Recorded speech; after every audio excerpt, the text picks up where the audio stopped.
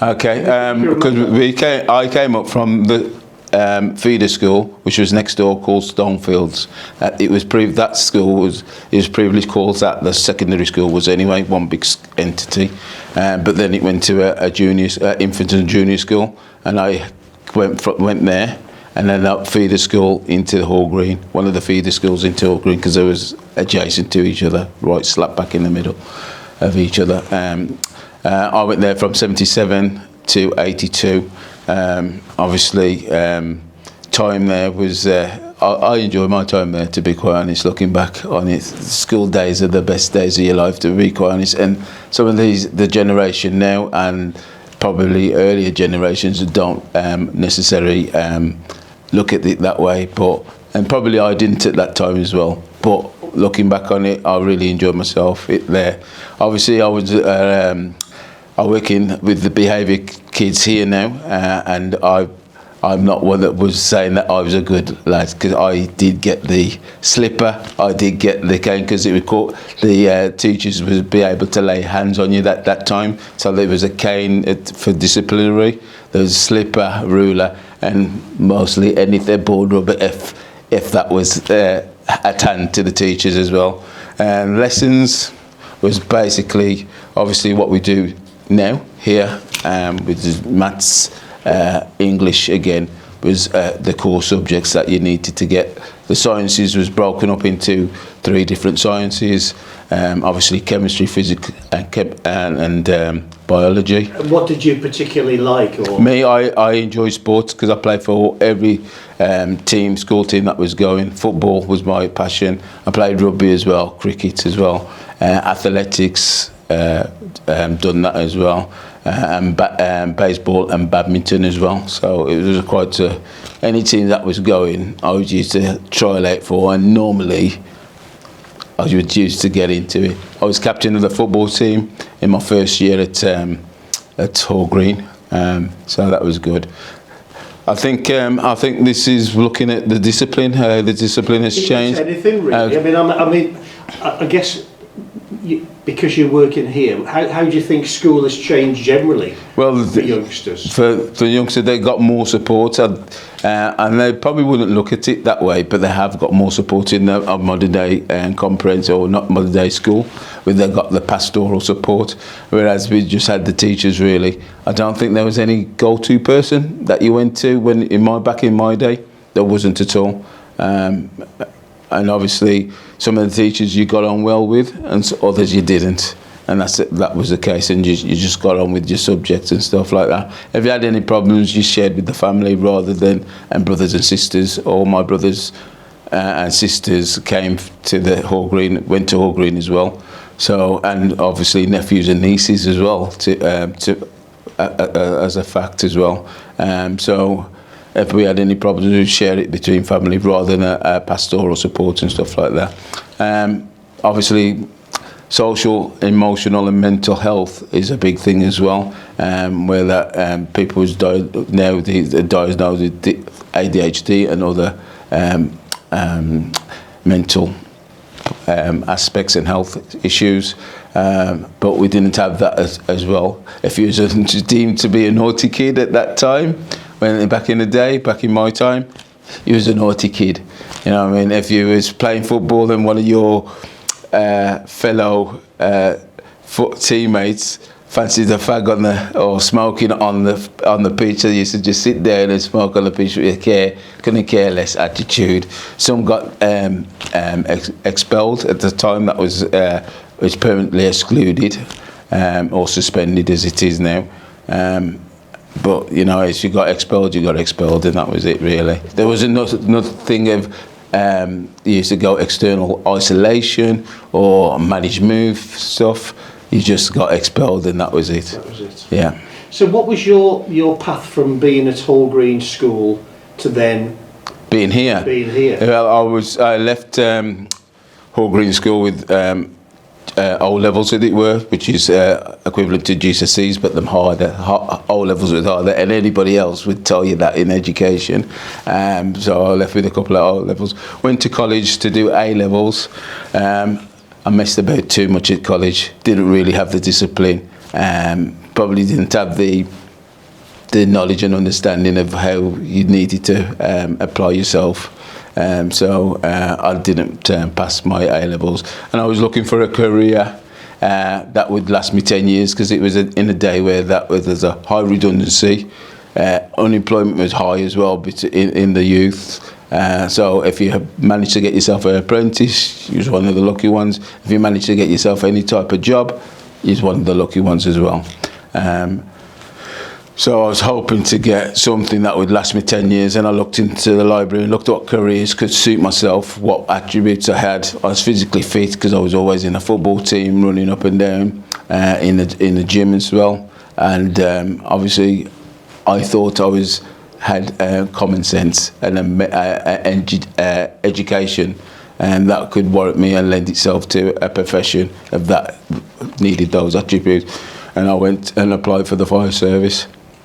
I managed to get into the fire service at the second time as trying, to be quite honest. That was hard to get into because you had to pass a educational paper and then a physical paper. First time out, I failed the educational paper by 2 marks, and that was an English element to it, and I wasn't that great at English. And then obviously I had to wait 12 months for another opportunity, and that raised itself, and I managed to get through the educational part, flew it, I reckon, and also the physical, and the physical was really, really difficult, but I managed to get myself, and it was over 2 days, I managed to get past. Went on to training school, 12 weeks, I went into interview, passed that, went into the 12 weeks or 13 weeks training course, passed that, went on probationary, and our first station was Bilston next door, which I used to walk past every day to come to this school, All Green, every single day. So it brought you back again? Yes, full circle. I was there for 12 years. At Bilston before I decided to look at promotion through the fire service, and I'll eventually, cut a long story short, after 30 years service I managed to get myself up to a station officer level, which is a watch commander B level now in the modern day fire service. So I'm quite proud of myself for that. However, if I really knuckled down, I probably could have done a lot better. But it is what it is. So I retired from the fire service after 30 years service, and that was the time to get full pension. And I was always looking at working with young people anyway. And alongside my fire service work, I worked with young offenders, worked with the youngest armed robber in the country on a one-to-one basis. Also worked as a youth worker, qualified youth worker as well. And worked with, had managed youth clubs in the Bilston area, doing outreach work, looking at different aspects of informal education for those young people. And then obviously, alongside that, I went to college to do my MVQ levels for assisting teachers in the classroom, and I'm qualified up to level 4. So how long have you been here? I've been here, this is my 5 years. I've been here 5 years, but my first job, proper job after leaving the fire service was straight. And the thing about it is, which I'm grateful for, is it was in a pro, because I went for the interview whilst I was still in the fire service, and about 3 or 4 months left. But I couldn't, if I finished early, it would have affected my pension. But they held the job open, so I might have been reasonably quite good in the interview, and they held the job open for myself to come in and take up full position in January as I finished for the fire service. Tough start. Yeah, well, but to be quite honest, I really enjoyed the pro. I really enjoyed working with the young people there. Like I do with this job, I reset every single day is a new day. Hold no grudges against what happened previously, and move on and try to give the the best, try to give my best of myself to the young people and try and get them a first class education, and that's all you can do really. And how do they respond to you, do you think? How do they respond to me? It's a mixed bag, and I expect that anyway. Some will appreciate it, and some will want to appreciate it until they've gone and come back and say thank you, and some will just hate your guts. But that's how it is. Yeah, there's nothing that you can do about that. Just plod on and do it. Like I said, do the best you can.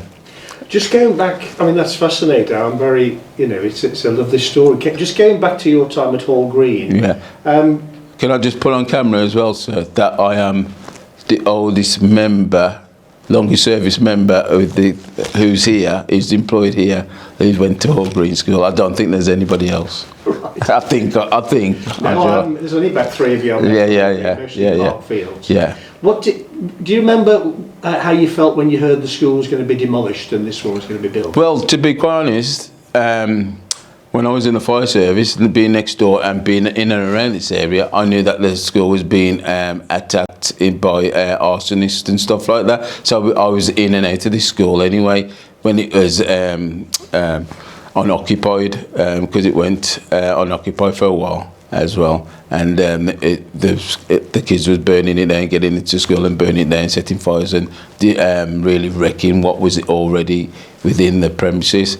Again, if it was demolished for that reason, and obviously they put a new school in place. And again, being in the fire service and in fire safety, because I was a fire safety officer as well, the plans of the new build of this building came across the table, and so we had ensured that there was the proper fire safety measures in place to protect the building from if there was ever a fire. So we had the sprinklers ensure that the sprinklers was put in, the means of escape was correct, means that the fire alarm system was correct as well, and also the fire resistant structure of the building would maintain ensure that the building would not burn down.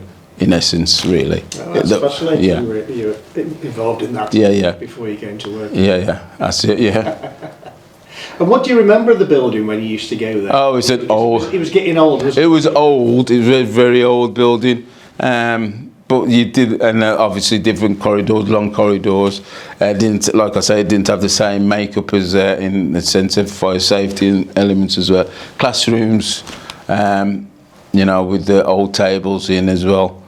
32 a classroom and stuff like that. So pretty much the same, in old doors and stuff like that. Really, yeah, it was old. Yeah, it was old, and you could tell that, and the way it was laid out. And obviously there used to be add-ons as well in terms of a modern structure. The science block was a modern structure. We had they also built a sports event, not a sports hall, a sports hall. And so again, this is really where the sports hall was. Really, this area that we put the new buildings on is where the sports hall were, adjacent to Bert Williams anyway, which I used to use in the community anyway, playing football there as well. It's quite, and like every time I look at the AstroTurf, I know that I used to get to school up there. That's where this old school was built, and obviously you've got the gates are still there. That the railing, a bit of that feature is still there, so you can still see that. But that it's nice feel. That something it's still there. Yeah, has grown out of it. Of course, yeah. Really. That in terms of numbers as well. There was similar numbers when I went to Hall Green. There's similar numbers, over 1,000 pupils that attended that school too.